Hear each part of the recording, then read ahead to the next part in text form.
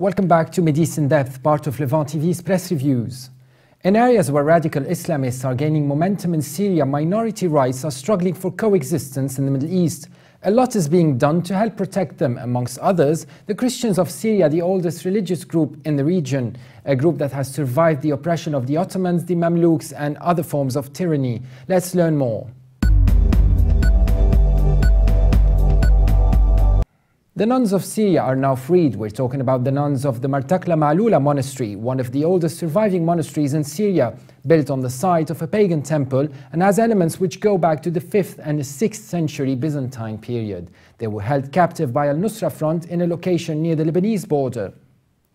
The Telegraph wrote about this matter that engaged the media worldwide. The paper says rebels in Syria have freed more than a dozen Greek Orthodox nuns, ending their 4-month captivity in exchange for Syrian authorities releasing dozens of female prisoners. The release is a rare successful prisoner exchange deal between the Syrian government and the authorities and the rebels seeking to overthrow the rule of President Bashar al-Assad.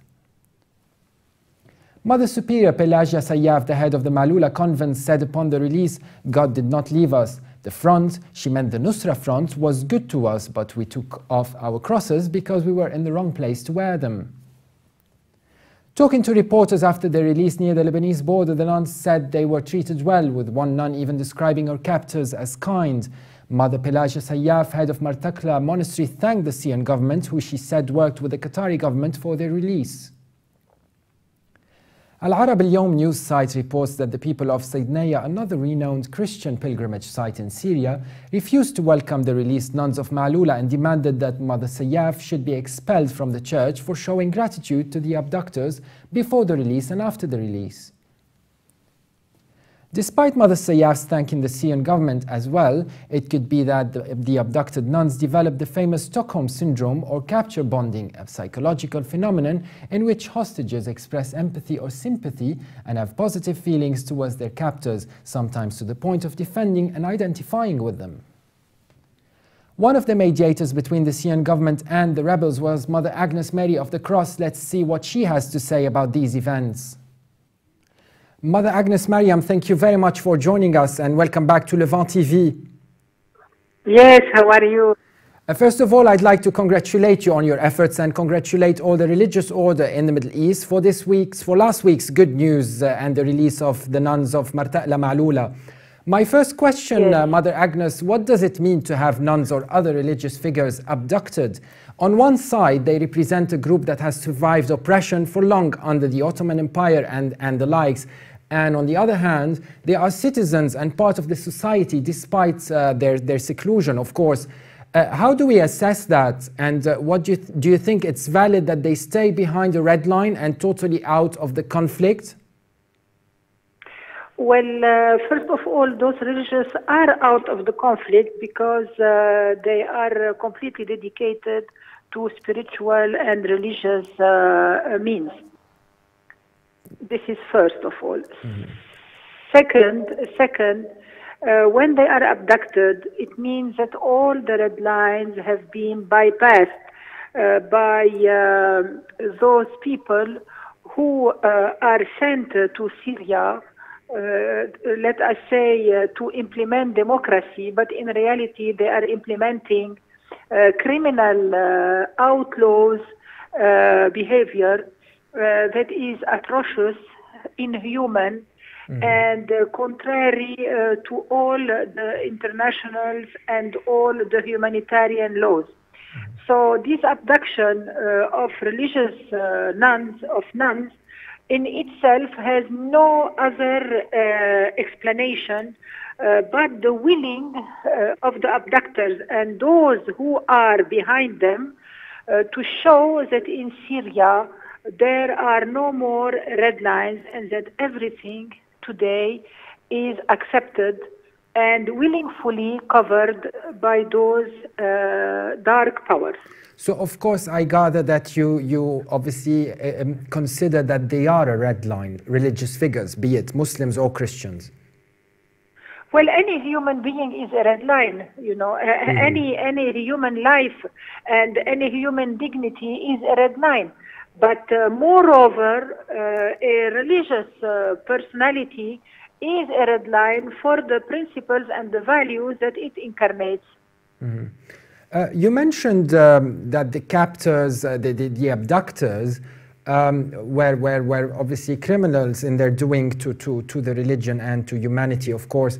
Yet on the other side, we heard some other forces, including Christian figures, as part of the negotiating sides who mediated this release, including figures like Lebanese leader Samir Jaja, for example.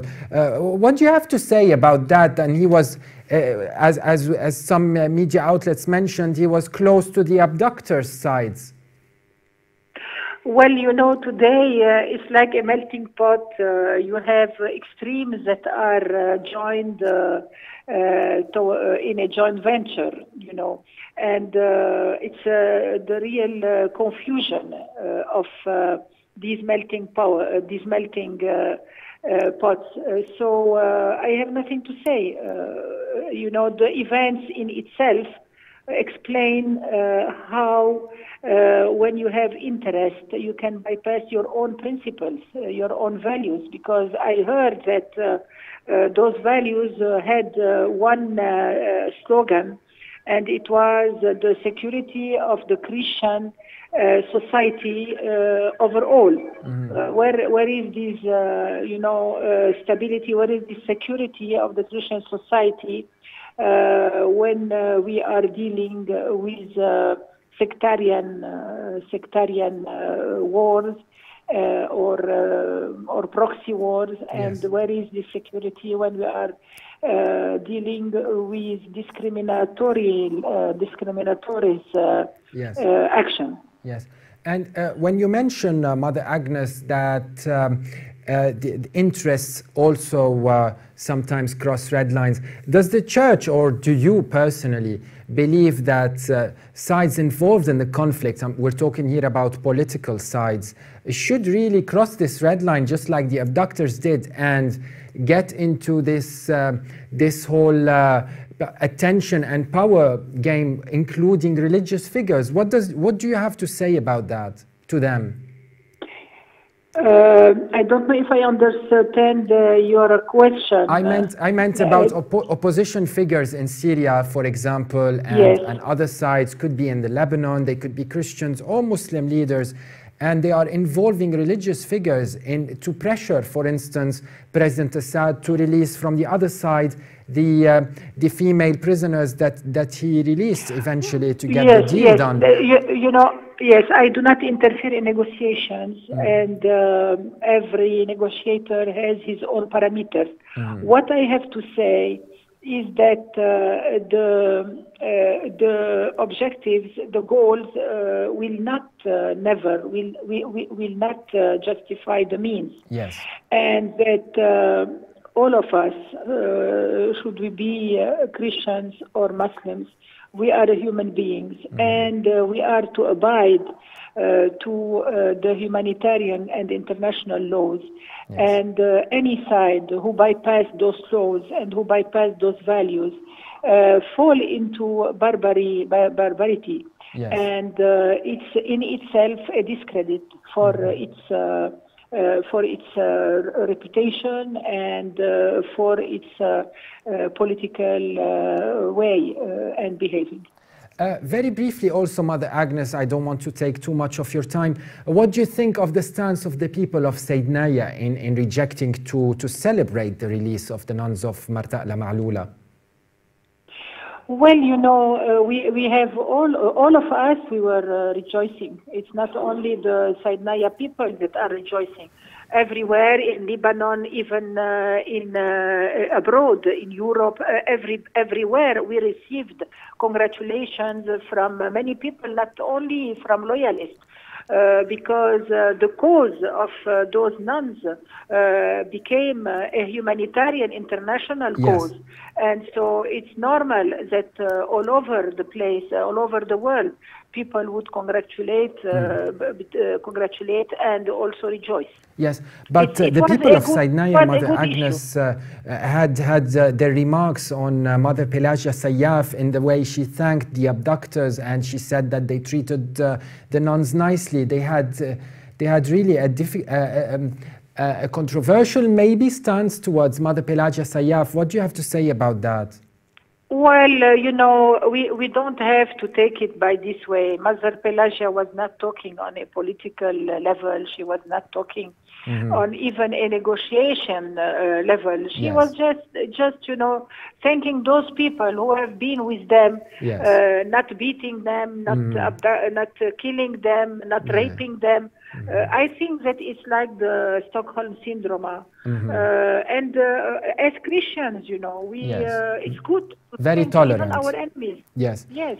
Very tolerant. Thank you very much, Mother Agnes Mary of the Cross. Thank you very much for your valuable contribution. Welcome, Carl. Welcome. Thank God you. bless. That was Mother Agnes Maryam of the Cross, a very active figure in the Syrian uprising, and she is also the superior of the monastery of St. James Catholic Enclave north of Damascus in Syria. And for more updates, please visit us on Levant TV. Thanks for watching, and bye for now.